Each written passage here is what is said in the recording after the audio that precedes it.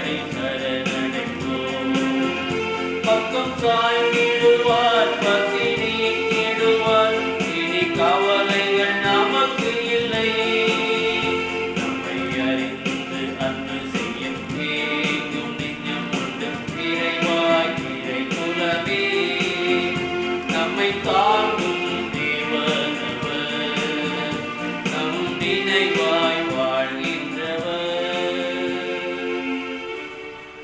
தந்தை மகன் தூயாவியாரின் பெயராலே நம் ஆண்டவராகிய இயேசு கிறிஸ்துவின் அருளும் கடவுளின் அன்பும் தூயாவியாரின் நட்புறவும் உங்கள் அனைவரோடும் இருப்பதாக. உம் ஆன்மாவோடும் இருப்பதாக. ஆண்டவர் இயேசு கிறிஸ்துவுக்குள் அருமையான சகோதரிகளே சகோதரர்களே, எல்லாருக்கும் இனி காலை வணக்கத்தை மனமகிழ்வோடு தெரிவித்துக் கொள்கிறேன். இந்த பரிசுத்தமான கல்வாரி திருப்பலிக்கு உங்கள் எல்லாரையும் அன்போடு வரவேற்கிறேன். யோவான் முதல் அதிகாரம் 11வது இறைவார்த்தையினை நாம் வாசிக்கிறோம்.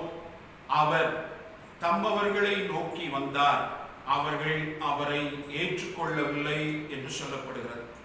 என் அன்புக்குரியவர்களே, உயிர்ப்பினுடைய பாஸ்கா காலத்தில் நாம் பயணம் செய்து கொண்டிருக்கிறோம். 4வது வாரத்தில் நாம் வாழ்ந்து கொண்டிருக்கிறோம். இந்த நாட்களில் நாம் வாசிக்கக்கூடிய அருள் வாக்குகள், குறிப்பாக முதல் வாசகம், இயேசுவுடைய உயிர்ப்புக்கு பிறகு சீடர்கள் எப்படியெல்லாம் நற்செய்தி அறிவித்தார்கள், அவர்களுக்கு கிடைத்த வரவேற்பு என்ன, எதிர்ப்பு என்ன, எந்த அளவிற்கு அவர்கள் துன்பப்பட்டார்கள், எந்த அளவிற்கு அவர்கள் மகிழ்ந்தார்கள் என்றெல்லாம் நாம் வாசிக்க கேட்கிறோம்.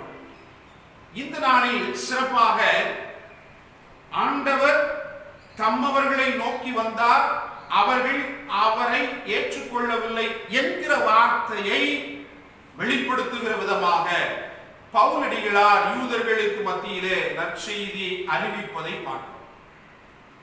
நண்புக்குரியவர்களே, தனித்துவமான ஒரு பணிக்காக கடவுளால் இவர்கள் ஒதுக்கி வைக்கப்பட்டவர்கள். அந்த நிலையில் நற்செய்தியை அறிவிக்கிற பொழுது ஆண்டவர் இயேசுவினுடைய இந்த வார்த்தையை கோடிட்டு பவுலடிகளார் யூதர்களுக்கு மத்தியில நற்செய்தி அறிவிப்பதை பார்க்கிறோம். அவர் சொல்லுகிற செய்தி இதுதான்: கடவுள் தம் மகனை மீட்பராக அனுப்பினார். அவர்களுக்கு சொந்தமானவர்கள் என்று கருதப்படக்கூடிய யூதர்கள் அவரை ஏற்றுக்கொள்ளவில்லை. மாறாக காரணமே இல்லாமல் காரணம் கண்டுபிடித்து அவரை அவர்கள் சிலுவையில் அறைந்து கொன்றார்கள். ஆனால் கடவுள் அவரை மீட்பராக உயர்த்தி 3ஆம் நாள் உயிர்த்தெழச் செய்தார். இது உண்மை.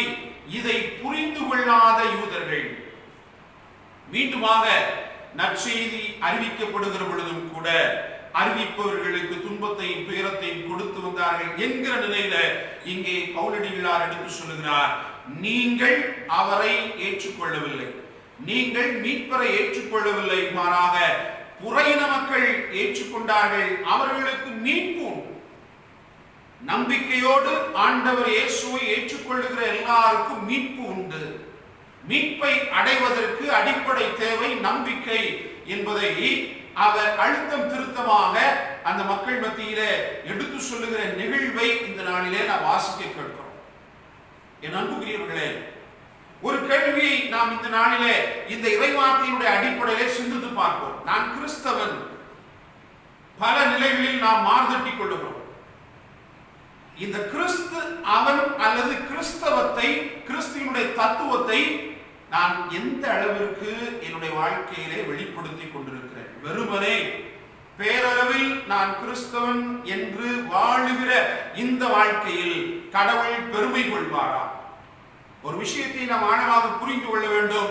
ஆண்டவர் இயேசுவை குறித்து அவர் சொல்லுகிற செய்தி, இவரே என் அன்பார்ந்த மைந்தன், இவரை நான் தேர்ந்து கொண்டேன், இவர் பொருட்டு நான் மகிழ்ச்சி அடைகிறேன் என்று தந்தை கடவுள் தன்னுடைய மகனை குறித்து ஆழமான நம்பிக்கையை, மகிழ்ச்சியை வெளிப்படுத்தினார். பேரளவிற்கு நாம் கிறிஸ்தவர்களாக வாழ்ந்து கொண்டிருந்தோம் என்று சொன்னார், பேரளவு கிறிஸ்தவர்களாக வாழ்ந்து கொண்டிருந்தோம் என்று சொன்னால் அதில் கடவுள் என்னை குறித்து மகிழ்ச்சி கொள்வார்.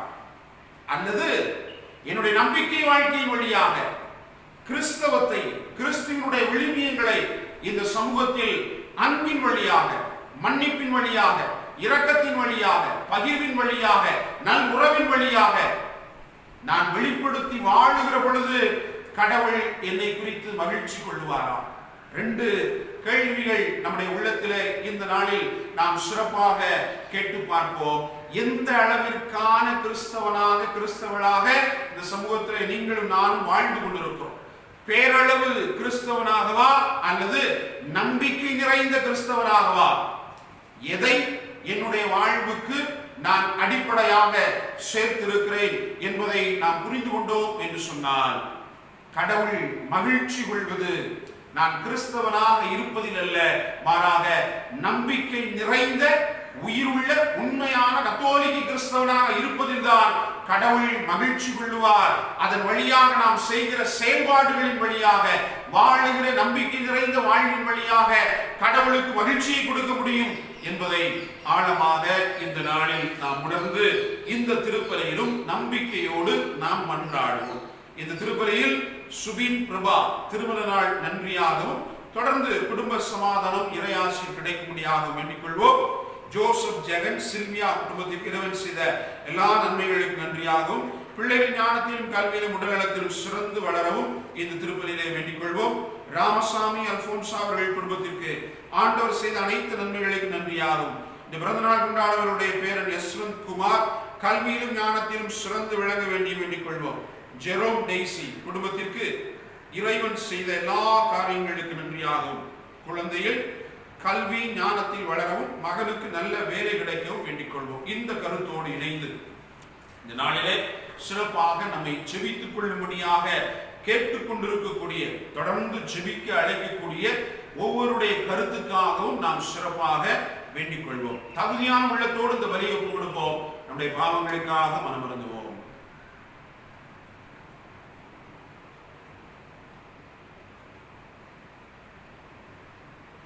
எல்லாம் வல்ல இறைவனிடமும் சகோதர சகோதரிகளே, உங்களிடமும் நான் பாவியனை ஏற்றுக்கொள்கிறேன். ஏனெனில் என் சிந்தனையாலும் சொல்லாலும் செயலாலும் கடமையில் தவறியதாலும் பாவங்கள் பல செய்தேன். என் பாவமே, என் பாவமே, என் பெரும்பாவமே. ஆகையால் எப்போதும் கன்னியான புனித மரியாவையும் வான தூதர் புனிதர் அனைவரையும், சகோதர சகோதரிகளே, உங்களையும் நம் இறைவனாகிய ஆண்டவரிடம் எனக்காக வேண்டிக் கொள்ள மன்றாடுகிறேன். எல்லாம் அல்ல இறைவன் நம் மீது இரக்கம் வைத்து நம் பாவங்களை எல்லாம் மன்னித்து நம்ம நிலை வாழ்வுக்கு அழைத்து செல்வாராக. ஆமென்.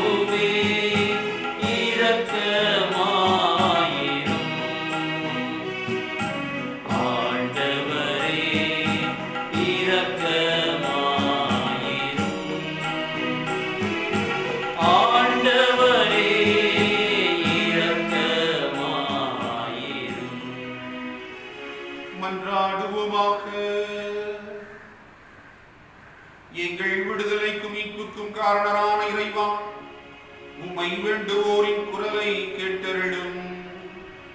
உம் திருமகன் சிந்திய இரத்தத்தால் நீ மீட்டுக் கொண்ட மக்கள் உம்மால் வாழ்வும் உமது முடிவில்லா பாதுகாப்பின் மகிழ்வும் பெறுவார்களாக.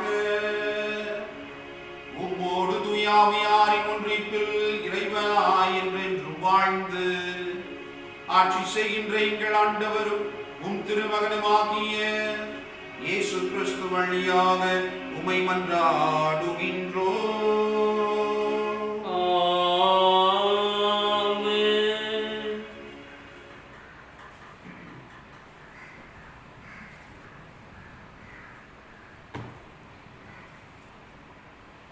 திருத்தூதர் பணிகள் நூலிலிருந்து வாசகம்.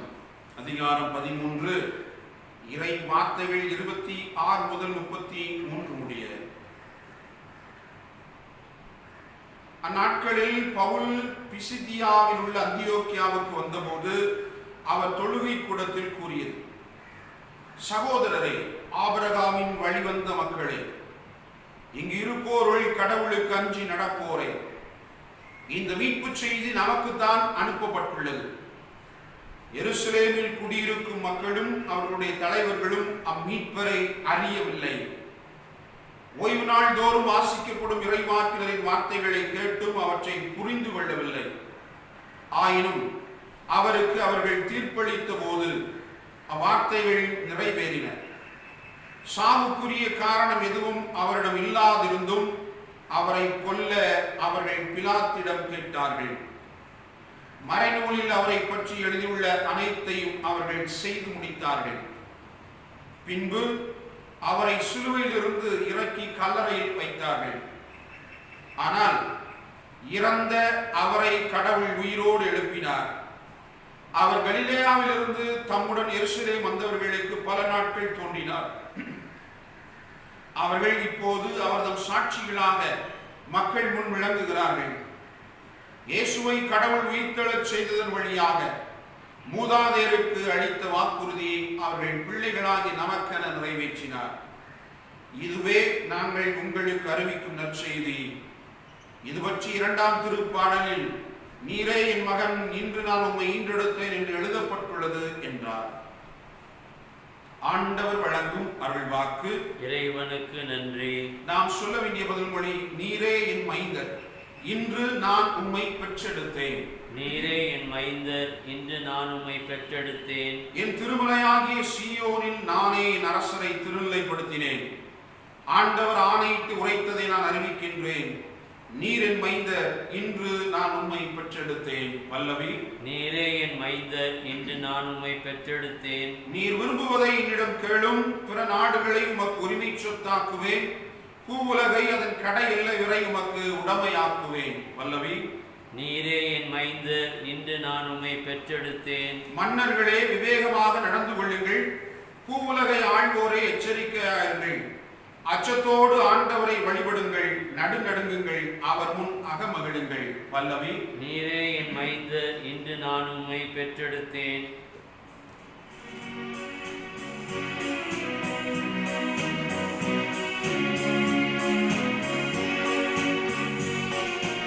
அல்லேலூயா, அல்லேலூயா, அல்லேலூயா, அல்லேலூயா. ஆண்டவர் கூறுகிறார், வழியும் உண்மையும் வாழும் நானே. என் வழியாய் என்று எவரும் தந்தையிடம் வருவதில்லை. அல்லேலூயா, அல்லேலூயா, அல்லேலூயா, அல்லேலூயா, அல்லேலூயா. ஆண்டவர் உங்களோடு இருப்பாராக. உம் ஆன்மாவோடும் இருப்பாராக. யோவான் எழுதிய தூய நற்செய்தியிலிருந்து வாசகம். ஆண்டவரே, மாட்சி உமக்கே. யோவான் நற்செய்தி அதிகாரம் 14 இறை வார்த்தைகள் 1 முதல் 6 முடிய. அக்காலத்தில் இயேசு தம் சீடரை நோக்கி கூறியது, நீங்கள் உள்ளம் கலங்க வேண்டாம். கடவுளிடம் நம்பிக்கை கொள்ளுங்கள், என்னிடமும் நம்பிக்கை கொள்ளுங்கள். என் தந்தை வாழும் இடத்தில் உறைவிடங்கள் பல உள்ளன. அப்படி இல்லை எனில் உங்களுக்கு இடம் ஏற்பாடு செய்ய போகிறேன் என்று சொல்லி இருப்பேனா? நான் போய் உங்களுக்கு இடம் ஏற்பாடு செய்தபின் திரும்பி வந்து உங்களை என்னிடம் அழைத்துக் கொள்வேன். அப்போது நான் இருக்கும் இடத்திலேயே நீங்களும் இருப்பீர்கள். நான் போகும் இடத்திற்கு வழி உங்களுக்கு தெரியும். தோமா, ஆண்டவரே, நீர் எங்கே போகிறீர் என்றே எங்களுக்கு தெரியாது. அப்படி இருக்க நீர் போகும் இடத்திற்கான வழியை நாங்கள் எப்படி தெரிந்து கொள்ள இயலும் என்றார். இயேசு அவரிடம், வழியும் உண்மையும் வாழ்வும் நானே. என் வழியாயன்றி எவரும் தந்தையிடம் வருவதில்லை என்றார். ஆண்டவரின் அருள்வாக்கு. கிறிஸ்துவே, உமக்கு புகழ். வாழ்வின் கொடைகள்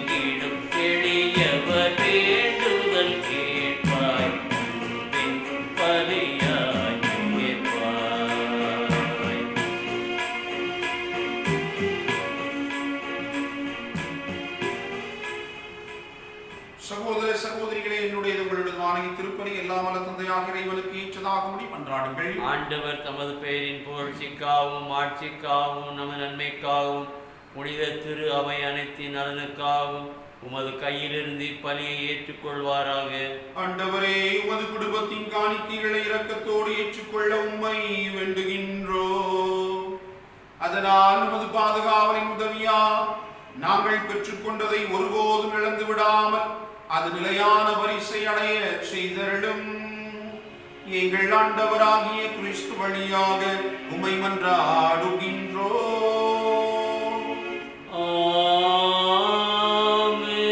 ஆண்டவர் உங்களோடு இருப்பாராக.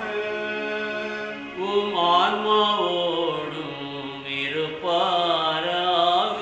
இதயங்களை மேலே எழுப்புங்கள். ஆண்டவரிடம் எழுப்பியுள்ளோம். இறைவனாகிய ஆண்டவருக்கு நன்றி கூறுவோம். அது தகுதியும் நீதியும் ஆனது. ஆண்டவரே, தூயவரான தந்தையே, என்றும் உள்ள இல்லாமல்ல இறைவா, எந்நாளும் இவ்விடத்திலும் நாங்கள் உமக்கு நன்றி செலுத்துவது மெய்யாகவே தகுதியும் நீதியும் ஆகும்.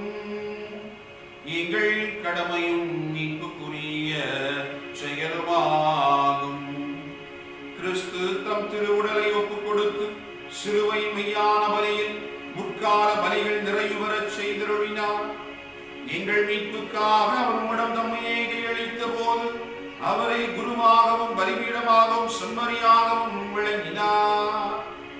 ஆகவே பாஸ்கா மகிழ்ச்சி பொங்க அனைத்துலகின் மாந்தர் அனைவரும் மக்களிக்கின்றனர். அவ்வாறே ஆற்றல் மிக்கோரும் அதிகாரம் கொண்ட தூதர்களும் உமது ஆட்சியை புகழ்ந்து கழித்து ஆர்ப்பரித்து பாடுவதாவது: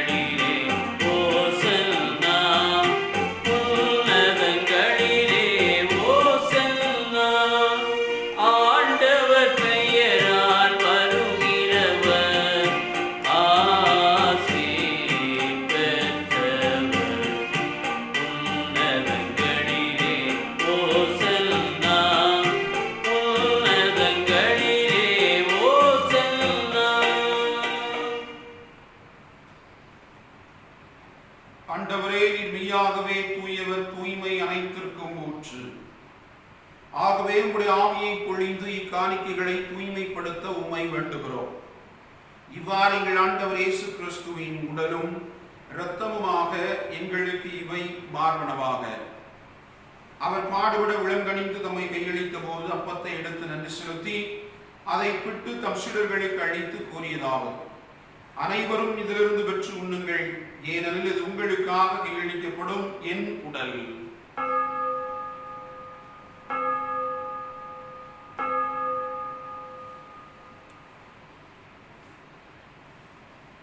அவனமே இரவு அருந்தியவின் கிண்ணத்தை எடுத்து மீண்டும் நன்றி கூறி தம் சீடர்களுக்கு அளித்து அவர் கூறியதாவது: அனைவரும் இதிலிருந்து பெற்று பருகுங்கள், ஏனெனில் இது புதிய நிலையான உடன்படிக்கைக்குரிய இரத்தத்தின் கிண்ணம். இது பாவ மன்னிப்புக்கென்று உங்களுக்காகவும் பலருக்காகவும் சிந்தப்படும். இதை என் நினைவாக செய்யுங்கள்.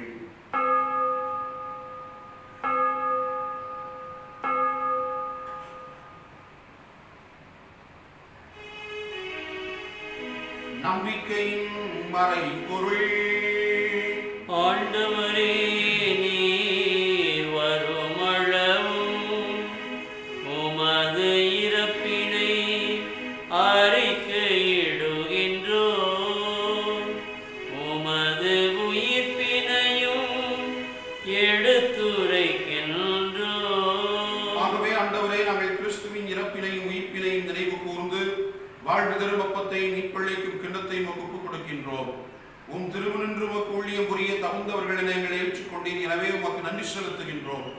மேலும் கிறிஸ்துவின் உடலிலும் இரத்தத்திலும் பங்கு கொள்ளும் எங்களை தூய ஆவியார் ஒன்று சேர்க்க வேண்டுமென உம்மை தாழ்மையுடன் மன்றாடுகிறோம். ஆண்டவரே, உலகமெங்கும் பரவியிருக்கும் திரு அவை நினைவு கூர்ந்தருளும். எங்கள் திருத்தந்தை பிரான்சிஸ், எங்கள் ஆயர் மீது ஆண்டனி சாமி ஆண்டரை, எல்லா திருநிலையினர் ஆகிய அனைவரோடும் உமது திரு அவை அன்பில் நிறைவு பெற செய்தருளும். உயிர்த்தெழும் எதிர்நோக்குடன் துயில் கொள்ளும் எங்கள் சகோதர சகோதரிகளையும், இந்த நாளில் நாங்கள் நினைவு கூர்ந்து ஜெபிக்கிற எல்லாரையும், எங்கள் குடும்பங்களிலே இறந்து போன ஒவ்வொருவரையும், இந்த சமூகத்தில் இறந்து யாராலும் நினைவுறப்படாத ஒவ்வொரு ஆன்மாவையும், உத்தரிக்க நிலையில இருக்கக்கூடிய எல்லா ஆன்மாக்களையும் ஆண்டவரை நீர் நினைவு கூர்ந்து உமது திருமுக ஒளியினுள் ஏற்றருளும். எங்கள் அனைவர் மீதும் இரக்கமாயிரும்.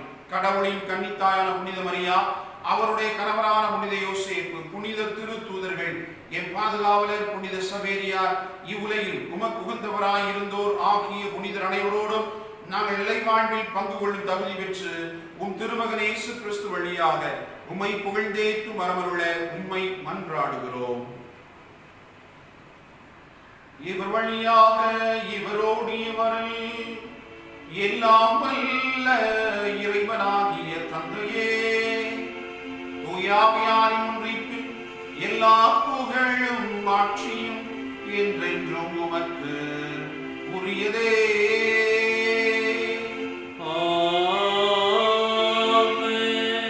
மீட்பரின் கட்டளையால் கற்பிக்கப்பட்டு இறைபடிப்பினையால் பயிற்சி பெற்ற நாம் துணிந்து பாடுவோம். விண்ணுலகில் இருக்கின்ற எங்கள் தந்தையே, உமது பெயர் தூயது என போற்றப் பெறுக. உமது ஆட்சி வருக. உமது திருவுளம் விண்ணுலகில் நிறைவேறுவது போல மண்ணுலகிலும் நிறைவேறுக. எங்கள் அன்றாட உணவை இன்று எங்களுக்கு தாரும். எங்களுக்கு எதிராக குற்றம் செய்வோரை நாங்கள் மன்னிப்பது போல எங்கள் குற்றங்களை மன்னியும். எங்களை சோதனைக்கு உட்படுத்தாதேயும், தீமையிலிருந்து எங்களை விடுவித்தருளும். ஆண்டவரே, தீமை அனைத்திலும் இருந்தும் எங்களை விடுவித்து எங்கள் வாழ்நாளில் அமைதியை கனிவுடன் அருள உம்மை மன்றாடுகின்றோம். உமது இரக்கத்தின் உதவியால் நாங்கள் பாவத்திலிருந்து எப்போது விடுதலை பெற்று யாதொரு கலக்கமும் இன்றி நலமாயிருப்போமாக. நாங்கள் நோக்கி இருக்கும் பேரின்பத்திற்காகவும் மீட்பராகிய இயேசு கிறிஸ்துவின் வருகைக்காகவும் காத்திருக்கின்றோம். ஏனெனில் ஆட்சியும் வல்லமையும் மாட்சியும் என்றென்றும் உமதே. ஆண்டவரே இயேசு கிறிஸ்துவே, அமைதியை உங்களுக்கு விட்டுச் செல்லுகிறேன், என் அமைதியையே உங்களுக்கு அளிக்கிறேன் என்றும் திரு தூதர்களுக்கு மொழிந்தீரே. எங்கள் பாவங்களை பாராமல் உமது திரு அவையின் நம்பிக்கையை கண்ணோக்கி உமது திருவுளத்திற்கு ஏற்பதற்கு அமைதியும் ஒற்றுமையும் அளித்தருள்வீராக. என்றென்று வாழ்ந்து ஆட்சி செய்கின்றவர் நீரே. ஆண்டவருடைய அமைதி உங்களோடு என்றும் இருப்பதாக. உம் ஆன்மாவோடும் இருப்பதாக. ஒருவருக்கொருவர் அமைதியை பகிர்ந்து கொள்வோம்.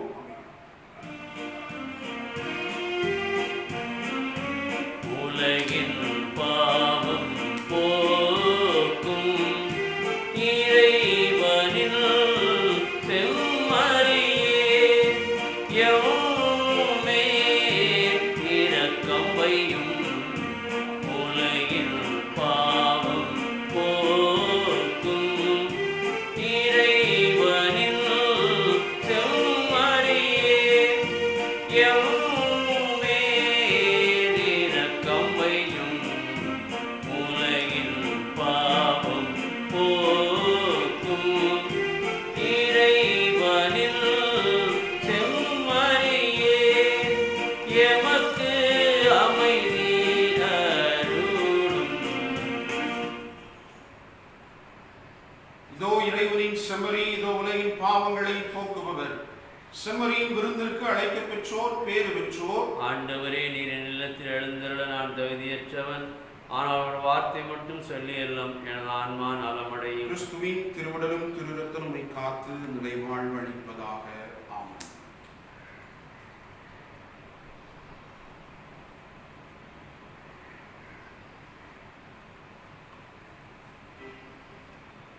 என் நெஞ்ச வீட்டினில் இன்பம் பாட்டினிலே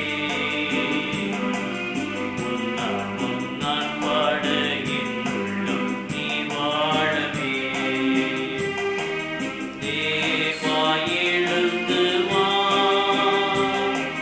தேடும் அமைதி தா. உன்னை அழைத்தேன், உயிர் கொடுத்தேன், உறவை தேடியே. எனில் வாரும் என் இயேசுவே, என்றும் என்னோடு உறவாடவே. நீ இன்றி ஒன்றில்லையே, இங்கே நீதான் என் எல்லையே. எனில் வாரும் என் இயேசுவே. ஜெபிப்போமாக.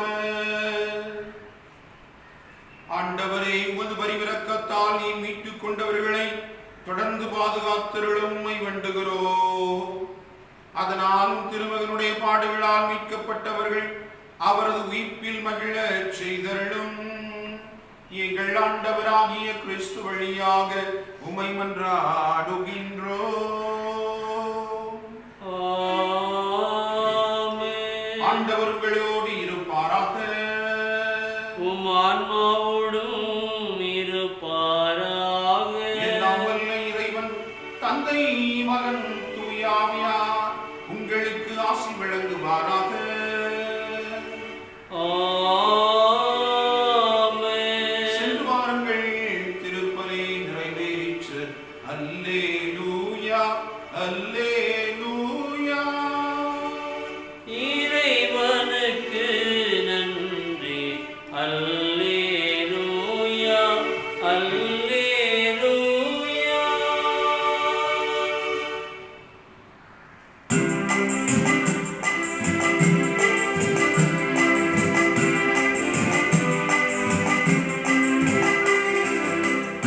மாமரி, எங்கள் அன்பின் தாய்மரி, என்று முந்தன் புகழை பாடுவோம். தேடும் மாந்தரை தேடி காத்திடும் உந்தன் அருள்வரங்கள் இன்று தேடினோம். எண்ணிறந்த உதவிகளை பெற்றுத் தந்த நீ எங்கள் வாழ்வில் உடனிருந்து காத்து வருகின்றாய். நன்றி பூக்கள் ஒன்று சேர்ப்போம் உந்தன் பாதத்தில். தாயே தாய்மரியே, எம்மை அரவணைத்து காப்பாய் நீயே. மாமரி, எங்கள் அன்பின் தாய்மரி, என்றும் உந்தன் புகழை பாடுவோம். தேடும் மாந்தரை தேடி காத்திடும் உந்தன் அருள்வரங்கள் இன்று தேடினோம். நித்திய ஸ்துதிக்குரிய பரிசுத்த பரமதிவிய நற்கருணைக்கு சதா காலமும் ஆராதனையும் துதியும் தோத்திரமும் நமஸ்காரமும் உண்டாக கடவது. தந்தை மகன் தூய் ஆவியாரின் பெயராலே ஆமென்.